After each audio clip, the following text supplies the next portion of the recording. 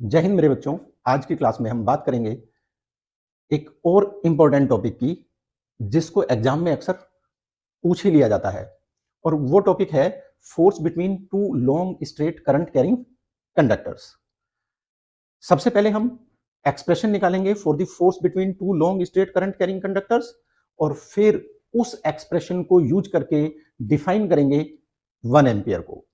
बात आएगी कि ऐसा करने के लिए हमें क्या करना होगा।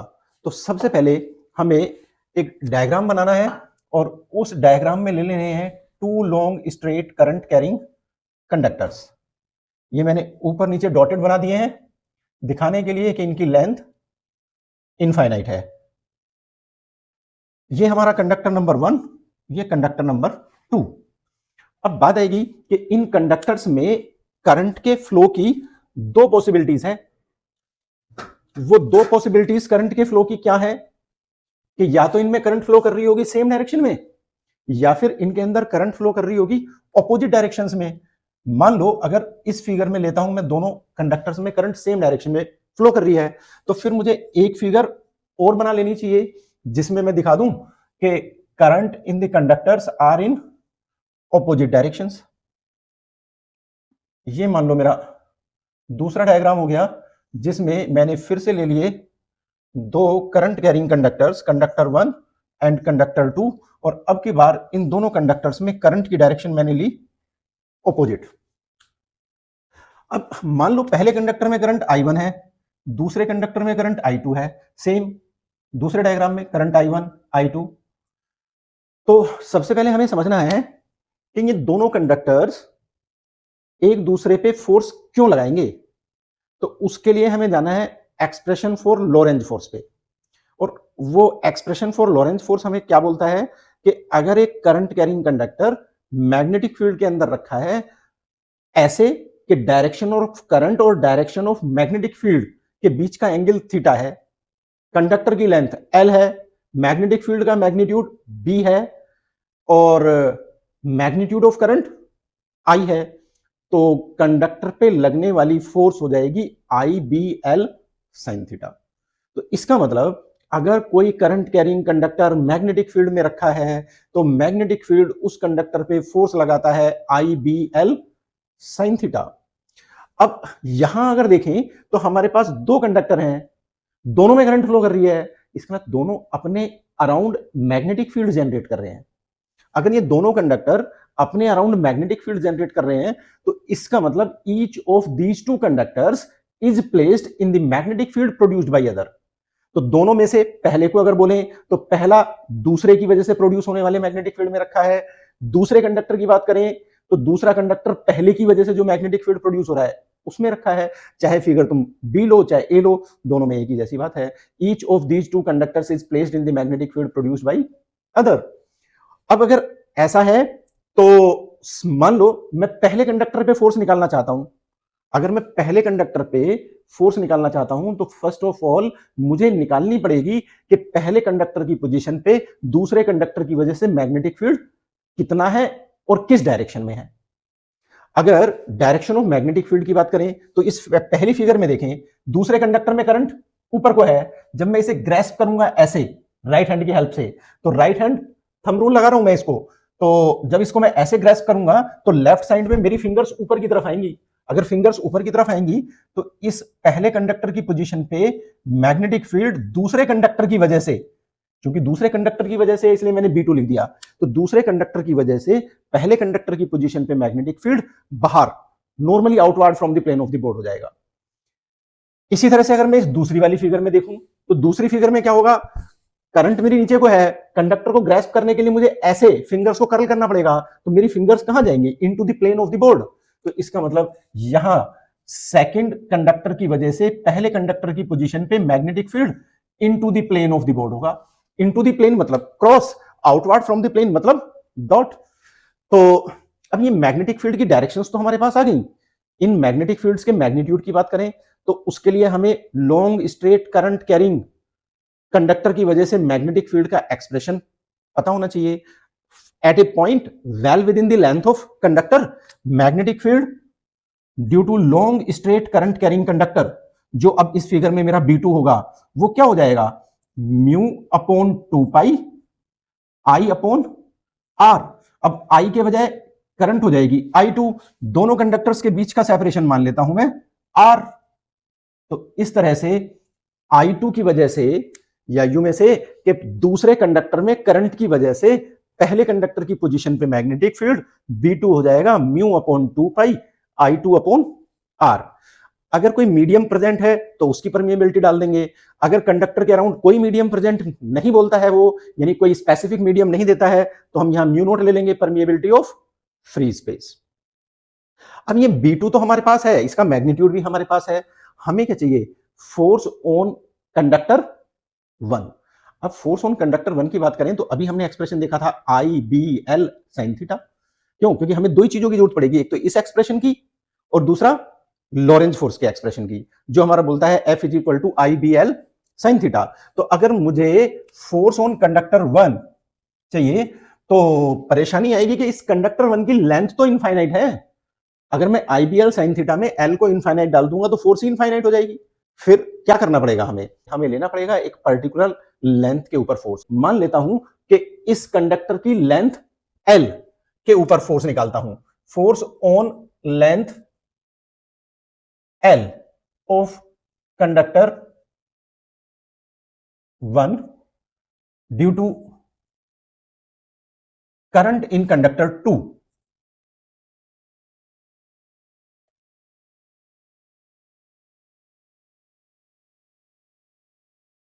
अब इस फोर्स को अगर मैं F1 डैश बोल दूं तो कितनी लेंथ पे फोर्स निकाल रहा हूं मैं, फोर्स निकाल रहा हूं लेंथ L ऑफ कंडक्टर 1 पे।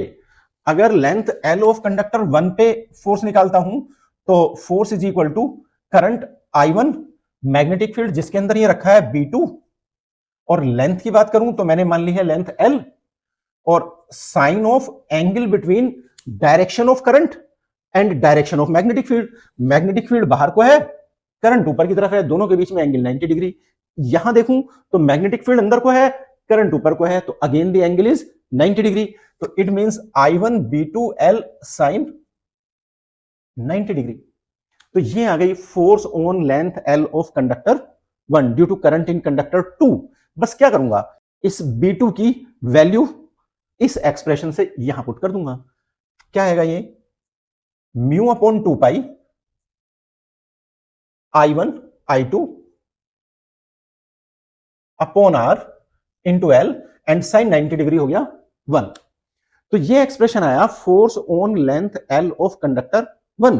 लेकिन कंडक्टर 1 तो इनफाइनाइट लेंथ का है, तो इस पर्टिकुलर लेंथ को भी क्यों रखना है, हम किस में कन्वर्ट कर लेते हैं, इस फोर्स को कन्वर्ट कर लेते हैं फोर्स ऑन यूनिट लेंथ पे, यानी फोर्स पर यूनिट लेंथ पे। तो force per unit length of conductor 1 due to current in conductor 2।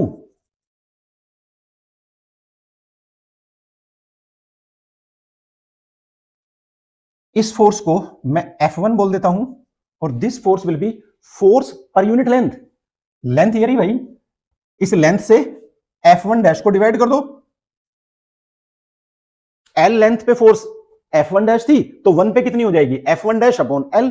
अब अगर मैं इस एक्सप्रेशन को L से डिवाइड करूंगा तो मेरे पास आ जाएगा mu upon 2 pi I1 I2 upon R, और ये एक्सप्रेशन रह जाएगा force on unit length of conductor 1 due to current in conductor 2। अब हमें पता है भाई कि every action has equal and opposite reaction. अगर हर एक एक्शन का इक्वल एंड अपोजिट रिएक्शन है तो ये कंडक्टर 1 भी सेम फोर्स लगा रहा होगा per unit length of conductor 2 पे। तो इसका मतलब अब अगर कंडक्टर 2 पे फोर्स पर यूनिट लेंथ निकालनी है तो या तो हम इसी तरह से प्रोसीड करें, magnetic field B1 at the position of conductor 2 निकालें। जैसे अगर यहां पहले कंडक्टर में देखें तो करंट ऊपर को जा रही है, ग्रेस्प करूंगा मैं तो राइट साइड में यानी कंडक्टर 2 की पोजीशन पे मैग्नेटिक फील्ड आएगा into the plane of the board. तो और मैग्नेटिक फील्ड का magnitude mu upon 2 pi I1 by R हो जाएगा, तो B1 की वैल्यू मेरे पास आ जाएगी।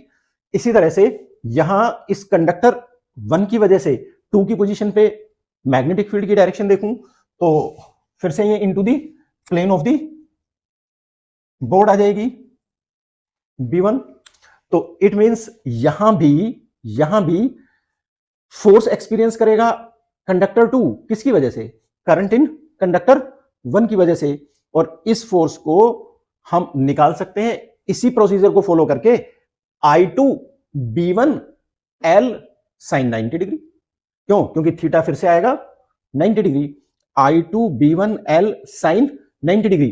B1 की वैल्यू पुट करेंगे हम mu upon 2 pi I1 by R, तो फिर से वही एक्सप्रेशन आ जाएगा mu upon 2 pi I1 I2 upon R।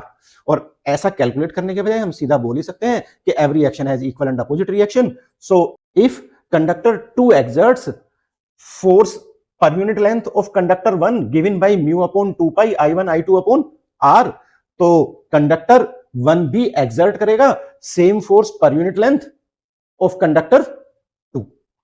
तो ये इस तरह से हम एक्सप्रेशन निकाल लेंगे force between two long straight current carrying conductors का। क्यों? क्योंकि ये F1 का जितना मैग्नीट्यूड है उतना ही F2 का हो जाएगा। बस अब हमें देखना क्या है, अब हमें देखना है इनकी डायरेक्शंस को। अगर फोर्स ऑन कंडक्टर 1 की डायरेक्शन देखें तो फोर्स ऑन कंडक्टर 1 की डायरेक्शन निकालने के लिए हम Fleming's left hand rule use कर लेंगे। फ्लेमिंग्स लेफ्ट हैंड रूल क्या बोलता है कि अगर ये रिप्रेजेंट करती है फर्स्ट फिंगर हमारी डायरेक्शन ऑफ मैग्नेटिक फील्ड को, ये मिडिल फिंगर रिप्रेजेंट करती है डायरेक्शन ऑफ करंट को, तो ये थंब रिप्रेजेंट करेगा फोर्स एक्सपीरियंस्ड बाय कंडक्टर को।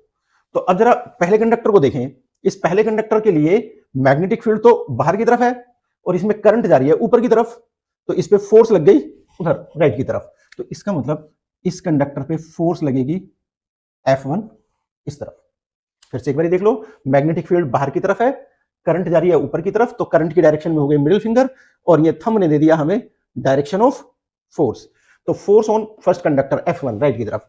अब अगर हम इस फोर्स ऑन सेकंड कंडक्टर यानी F2 देखें, जिसका मैग्नीट्यूड इस F1 के बराबर ही है Newton's third law of motion से, तो उसकी डायरेक्शन को निकालने के लिए फिर से फ्लेमिंग्स लेफ्ट हैंड रूल लगाते हैं। अब की बार मैग्नेटिक फील्ड अंदर को है, करंट किधर को है ऊपर की तरफ, तो फोर्स किधर हो गई टुवर्ड्स दी फर्स्ट कंडक्टर। तो इसका मतलब इस बार इस F2 की डायरेक्शन भी आई F1 की तरफ। इसका मतलब दोनों कंडक्टर्स एक दूसरे को अट्रैक्ट करेंगे। अगर दोनों कंडक्टर्स में डायरेक्शन ऑफ करंट सेम है तो both the conductors will attract each other. अब अगर यहां इस दूसरी फिगर में देखें, जब दोनों में करंट ऑपोजिट डायरेक्शन में है, तो पहले फोर्स की डायरेक्शन निकालते हैं पहले कंडक्टर के लिए। पहले कंडक्टर के लिए यानी कंडक्टर 1 के लिए magnetic field into the plane, current ऊपर की तरफ, तो magnetic field into the plane, current ऊपर की तरफ, तो फोर्स किधर गई इधर राइट की तरफ, तो यानी अवे फ्रॉम कंडक्टर 2। तो इस पे फोर्स आ गई अवे फ्रॉम कंडक्टर 2।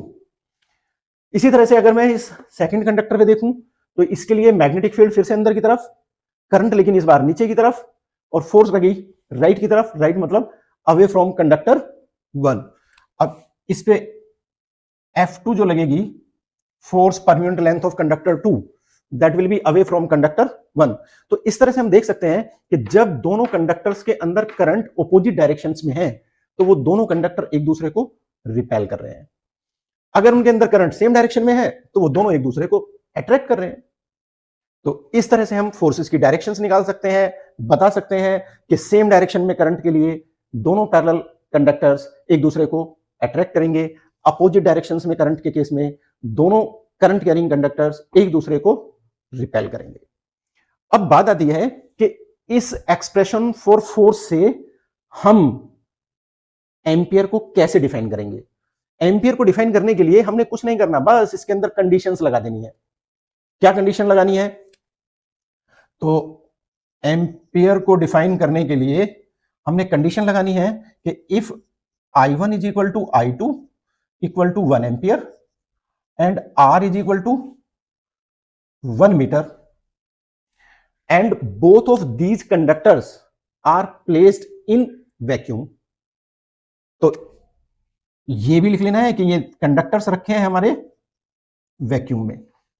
तो अगर I1 और I2 को 1 एम्पियर ले लें, डिस्टेंस बिटवीन कंडक्टर्स 1 मीटर ले लें और medium between the conductors vacuum ले लें, तो तब इस फोर्स के एक्सप्रेशन को, चाहे वो F1 हो चाहे F2, यानी force per unit length exerted by each of these two conductors on other, यानी कोई सा भी एक कंडक्टर दूसरे की पर यूनिट लेंथ पे जो फोर्स लगाएगा वो इक्वल हो जाएगी म्यू नॉट अपॉन 2 पाई।